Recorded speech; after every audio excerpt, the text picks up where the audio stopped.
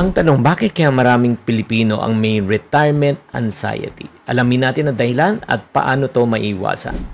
Videos that will make you wealthy and debt-free.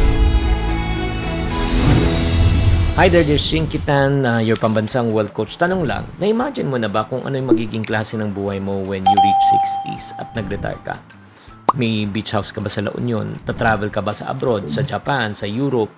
O nasa harap ka ng sari-sari store mo, binabantayan mo yung soft drinks ref habang sumisigaw lang po na barya lang po sa umaga.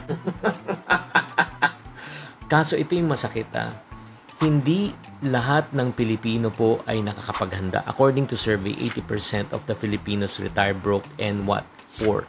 Ito naman yung tinatawag natin na retirement anxiety. Yung tipong nagkakaedad ka, imbis na nagpapahinga, humahataw ka pa. Diba? May kakilala ba kayong mga nakikita nyong 60s na, 70s na kailangan pa magtrabaho? Kaya nga ang tanong ko, paano kung nawalan ng trabaho?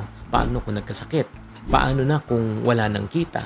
Ang tanong siguro, bakit nga ba maraming Pinoy ang takot na pag-usapan ang retirement? Kasi number one, hindi sila nagsisimula na maagay. Tsaka na lang, bata pa naman ako. Ito lang sabihin ko po sa inyo Pag kayo po ay nag-ipon ng 5,000 pesos kada buwan, simulan mo ng 25 years old. By the time you reach 50, alam nyo kung pwedeng ilang milyon ang pwede mong ipunin. Ilang milyon po. Pero ang tinatabi mo lang, let's say, kahit na hindi mo kayang 5,000, 500 pesos lang. Ang importante ay mag-umpisa. Kasi ito yung naunawaan ko sa retirement fund. Hindi yan magic. Importante, merong kang naipon. Number 2, umaasa lang tayo sa tinatawag nating SSS. Alam mo ba, ang average pension ng isang SSS retiree ay mga 4-5. Gamot pa lang, baka ubos na yan Wala pa yung renta, wala pa yung kuryente, wala pa yung bigas, shampoo, chichirya ng apo. Kung tuloy-tuloy ba na gastusin po natin, syempre naman, hindi talaga kakasya. Number 3, hindi nga tayo tumitigil sa gastos. Ang income tumitigil, di ba? Pag the moment you stop working, titigil siya, pero yung gastos tuloy-tuloy. May check-up, may maintenance, hospital bills, tulong sa anak na walang trabaho, tuition fee ng mga apo, ang sakit. Pang-apat, dahil walang nagtuturo po sa atin. Wala naman subject sa school on how to be rich. Wala rin tinatawag na financial freedom sa DepEd curriculum.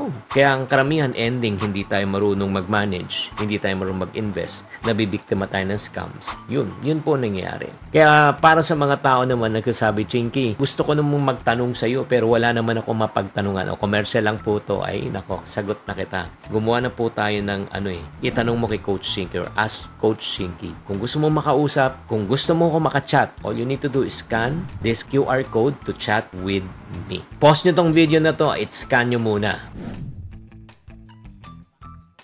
So, ano ang pwede nating gawin para maiwasan natin retirement anxiety? Number 1, start now. Hindi bukas, hindi next year. Kahit ngayon po, kahit pa 1,000, 1,000 kada buwan, basta consistent ka. Yung automated savings mo na. You treat your retirement para kang may utang. Bawal kalimutan na bayaran. Pangalawa po, huwag ka lang aasa sa isang source of income. Mag-multi source of income po tayo. And then, pagka tayo ay nagkaroon ng pera, anong gagawin mo sa extra money? I-invest. Magtayo ng negosyo, mag-franchise. Gumawa ka ng income, yung parang passive ba, kahit natulog ka, kumikita ka pa. Pangatlo, tigilan na po natin ang luho ng papakyu. Kung lagi na lang bago ang iyong iPhone, pero wala kang retirement fund, kung parati na lang ang travel, alam mo mangyari niyan. Mahihirapan tayo pag tayo ay tumanda na. Kaya nga shout out ako kay Jomar Dorado, kay SAS Channel at Alex Bataliran. Kayo ba ay nakapag-ipon na para sa retirement mo? Kaya nga pang-apat po, huwag tayo magpapalin lang at magpapaloko sa mga get rich quick scheme.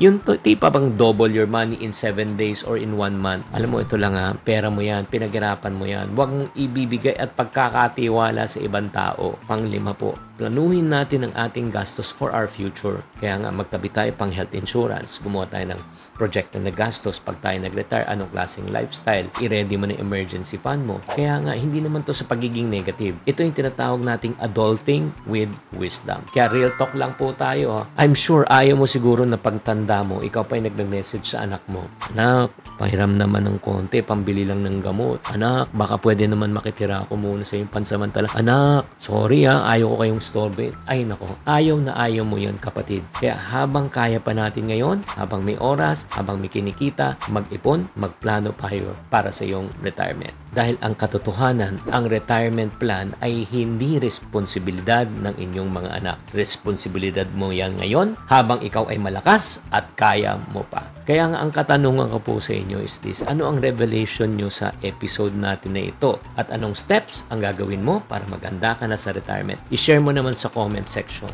Baka makatulong din sa iba. Kaya kung gusto nyo matuto, ma-real talk po at sa mga financial tips, subscribe na kayo sa channel nito and don't forget to hit the bell icon. Tatandaan, tamang karunungan, tamang disiplina ang susi sa pagyaman.